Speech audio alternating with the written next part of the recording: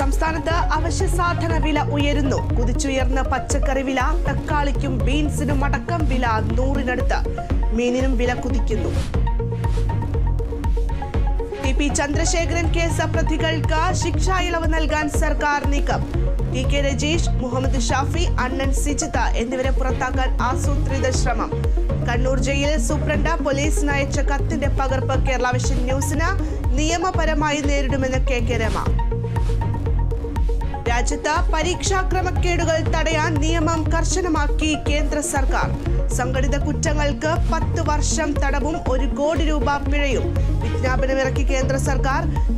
NEET ക്രമക്കേടുകളിൽ അന്വേഷണം തുടരുന്നു. സംസ്ഥാനത്ത് മഴ ശക്തമാകും. 6 ജില്ലകളിൽ ഇന്ന് ഓറഞ്ച് അലർട്ട്. നാളെ കോഴിക്കോട്, വയനാട്, കണ്ണൂർ ജില്ലകളിൽ റെഡ് അലർട്ട്. തീരദേശ മലയോര മേഖലകളിൽ ജാഗ്രതാ നിർദ്ദേശം. ഏകീകൃത കുർബാന തർക്കത്തിൽ സിനഡിന്റെ സമവായ നിർദ്ദേശം തള്ളി അൽമായ മുന്നേറ്റം.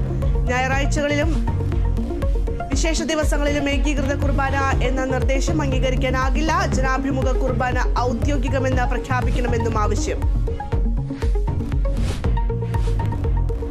എറണാകുളം KSRTC സ്റ്റാൻഡിന് ശാപമോക്ഷം ഉണ്ടാകുമോ എന്ന് ഇന്നറിയാം. ഗതാഗത മന്ത്രി ഇന്ന് സ്റ്റാൻഡ് സന്ദർശിക്കും.